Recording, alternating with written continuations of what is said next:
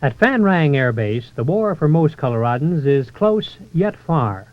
I was a pilot with the old Frontier, the original Frontier, and I was on a layover in Billings, Montana. And I was eating breakfast. We were in the hotel.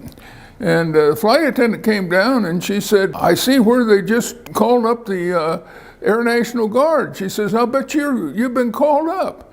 And I said, well, I'll go check. So I called back down here, talked to somebody and says, yeah, says, you're a captain in the Air Force now. Says, but go ahead and finish your trip. And I said, well, this is just the second day on a 4-day trip. That's okay, go ahead and finish it. We had a meeting in the weapons shop. They told us we'd been called up, and then chaos ensued. I think some of the guys started crying, and it was just disbelief. But that's my recollection. And I just went, wow, I joined the Guard to avoid Vietnam. And it didn't work out. Where they trained the TAC fighter squadrons to go over was down at Clovis, Cannon Air Force Base in Clovis. I happened to be down there the night where we all got together in the barracks, and we watched Lyndon Johnson on TV announce that he was not going to run for office again, and because of the Vietnam War. I shall not seek, and I will not accept the nomination of my party for another term as your president. And I thought, boy, this is great. This guy's bailing out, and we're going. So didn't seem right to me. For men who do not fly, the war is only what they see, hear, and feel at Van Rang. The base has been mortared and 2 men injured, but the enemy who fired the shells is somewhere outside the base in the jungle. You got a Purple Heart? Yeah. Okay. Was that the only one given? As far as I know, there were 2. 2. Yeah, and yours was legit. Yours was legit, and the other one was one of my crew members that had office duty. That was me. That was you that had the office duty? I was on CQ duty that night. Yeah. And the stuff started coming in. So I'm the one you're saying wasn't legit. Yeah, okay, I understand that. Yeah, no, that's right. true. Yeah, I agree. The explosives started going off. One of those big ceiling lights fell on him. The lights fell on you. Fell on his head. He didn't have his helmet on. Well, no, I gave it to the guy they brought in off the flight line. We could hear the mortars coming in. I said, well, we better get to the bunker. And so I turned around and started running toward the bunker. And Ron was a guy that never moved much faster than this. Just, he had to climb the ladder to get up in the cockpit, and never in a hurry, just slow motion. That's the guy, slow motion. Anyway, I heard this explosion. I turned around, and the airplane that we just was working on, that we're standing in front of, took a direct hit. And here's this huge explosion, explosion, and I could see his silhouette between the airplane and me. And he beat me to the bunker. One of our airplanes got direct hit, and there was a 500-pound bomb in front of it, and that blew up, and it blew the aircraft up. And one of our other aircraft got hit, but it had a fuel leak, and it was leaking fuel all over the ramp there where it was this thing. And me and 3 other guys, we went and hooked onto that airplane and pulled it out of there, and pulled it way out of the way in case it would blow up or anything like that. And hold and behold, later on, about 3 months later, us 3 guys got awarded the Bronze Star for doing that. That's my photo, and that guy was there, that major, he was telling me to get off there and you can't take pictures and all that, because this is all illegal to do this.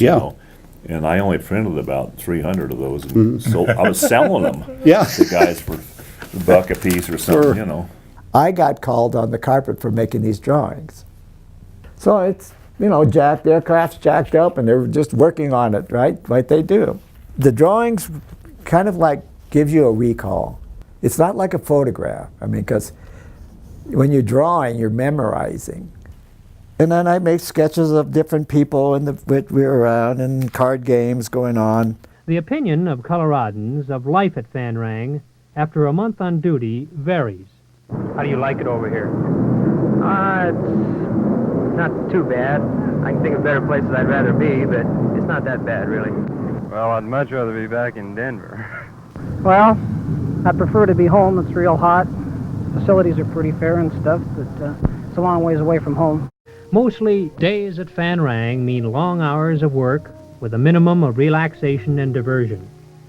War there is the sound of jet engines on hot runways, the sound of heavy construction equipment, the heat, the humidity, and the harassment fire of artillery and machine guns each night by troops protecting the base. We had the heat all the time, and everybody run around without shirts on or anything like that. The worst part was rain. We'd have these starch uniforms, and the starch was made out of rice. And man, when your uniform got wet, it had a terrible smell. When we got over there, for whatever reason, I was a crew chief of 3 other guys. The 4 of us would work like ants around that airplane. Every time an airplane came back, we loaded it, and it was ready to go right away. You'd usually be in the air within 15 minutes. By the time you get cranked up and go, we'd pre-flight ahead of time. We had all experienced people. All of our pilots were at least senior pilots with a star, and except for 2. And the 2 that weren't senior pilots. This was their second tour in Vietnam. So we had a lot of highly experienced people. The Air Force pilots didn't volunteer to check any of our pilots out. And we took all the top honors over there as far as, with weapons, loading bombs, and you name it, flying without accidents. And let's face it, these guys have been in the Air Force. Then they got out, joined the Guard, they're still flying, then flying United Continental for years. So they got tons of time behind them. So, them guys were professionals. We had 8 airplanes that were on standby all the time. When I say we, I mean the wing did. We had 4 squadrons, and our call sign was Blade. We were Blade 1 and 2, and then the other squadrons are 3 and 4 and 5 and 6 and 7 and 8. These missions like that, these were time sensitive. You got to go, you got to be there. And we had a lot of those. Our reputation was such that they told me this, that there were actually requests for Blade 1 and 2 from the Army guys on the ground. We had that reputation. In Vietnam today, the Air Force is working closely with Army planners in providing air support for ground operations. Right on schedule at 0840 hours, a flight of 3 F-100s out of Fan Rang rendezvoused on station. I filled them in on the location of friendly troops, nearest safe areas, and other details of the site location, and then pinpointed the target with smoke rockets. As planned, the 100s had 10 minutes to work the area before the choppers came in. Time enough to drop the ordnance and then strafe along the edge of the LZ to neutralize anyone who might be lying in ambush and who we hadn't gotten before. The weather had been marginal, but the clouds broke up so that we had no delays. Even with low clouds, the 100s had ordnance which could be delivered very accurately at low altitudes. You don't get down there among the treetops because they're shooting back, and you just become extremely vulnerable. So we stay as high as we can, but number one, there's no use going out unless we hit the target. So we have to moderate our desire to stay high with accuracy, and somewhere in there you hit a happy balance where you can put your ordnance where you need it, where you don't endanger any friendlies, and yet where you have the best chance of survival, and that's exactly the way it's handled by every organization over here. For us and for the fighter pilots, there's a real sense of satisfaction in providing support for ground operations. Those were always good missions, and we had a lot of them. I say good missions because they were important. They weren't just what we call tree busters. I truly was very proud of our pilots. It was a great environment for a young person to be in, because the working environment was good. The respect for one another, the not overly rigid but yet very efficient operation that was there, I thought was great. you know, I knew everybody, and our officers were not typical officers like you get in the regular Air Force. They, you know, we could go up to their little officers' hooch and play poker with them and drink whiskey with them, you know, and there's not many places in the military where enlisted men can do that, you know. They were just citizen soldiers like us. They had, a lot of them were airline pilots and, you know, banking people. They had jobs back here just like we all did, you know. We were doing a good job, and, you know, and then this stuff happens. I still get choked up about it because we, you know, did such a good job. And again, like I say, the longer you're there, you know, more chances of something happening. And sure enough, it did. Clyde Seiler, I knew him fairly. He was one of the pilots I kind of knew pretty well because he was a real likable guy. He was a Continental Airlines pilot, you know. I remember how shocked we were when he went down, and it was so close to our return date. It was a sad thing. When I look through all my pictures, I've got a picture there of Perry and myself and one of the other guys sitting out and getting a sunbathing, and Perry's sitting there reading some kind of a magazine. Well, I liked being with the people over there, and I liked the flying. What I hated the most was being away from my family. They waited at Buckley for hours and hours for that airplane to come in. We circled it. It seemed like a circle. Of course, you know, minutes are like hours. You're wanting to get home. It was 4:30 in the morning, and then there was a Channel 4 guy with a mic in a video. Hi, I'm Barry Trader from KOA. Is this a new baby? Yes, one I've never seen. You've never seen it before? Born 2 weeks after I left. Is that right? What's her name? Betty Lynn. Hi, Betty Lynn. She's glad to see her daddy. Is this your baby? Yes, it is. Have you seen him before, or is he? Just in pictures, that's all. So this is your first sight of him? That's right, it is. Oh boy, am I glad to see you. There he is.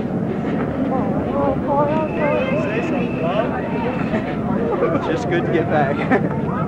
It was an experience that is worth a whole lot, but it's not worth going back and doing it again. Tell us your name. Francis Patsy. And these are your two sons? My two sons. This is Jim. This is John. You had two sons over there? Yes, sir. Is there anybody else who had that many boys? I don't believe from this outfit. How was the tour? Terrible. And we wouldn't have had to have been there, both of us. And my brother and I talked about that. And he said, well, you know, you'd be the one to stay, Jim, because you're married. And I said, well, no, John, that's not the issue here and all that. And we didn't want to put that decision on my mom, our mom, as to which one. It's kind of a Sophie's choice thing, you know. Which one do you have stay stateside and which one do you send to the war zone? So we decided between ourselves that we would both go. When I came home, my dad thought I really grew up a lot. I became mature. So as a young kid, I was called Bub. I came back from Vietnam, he called me Larry. 3 months after we got back, he called me Bub again. Well, before I walked into the hangar, I got off the airplane, and I picked out my wife and my two children right off the bat. And they come running for me, and we said hello and grabbed each other, and I finally got to my wife so I could grab her and say hello and say, we're glad to be back. And, oh yeah, I know, that's steep. Got it on film. Hi, Donna. Hi. When we came back on the last leg, which was from Hickam to here, we got here and the weather had gone way, way down. We had a C-54 here, and there was a crew there for that. They went down to Colorado Springs and picked us up. They came back. They couldn't land here because of the weather. They landed over at Stapleton, put us on a bus, and the big fighter pilots come back in on a bus.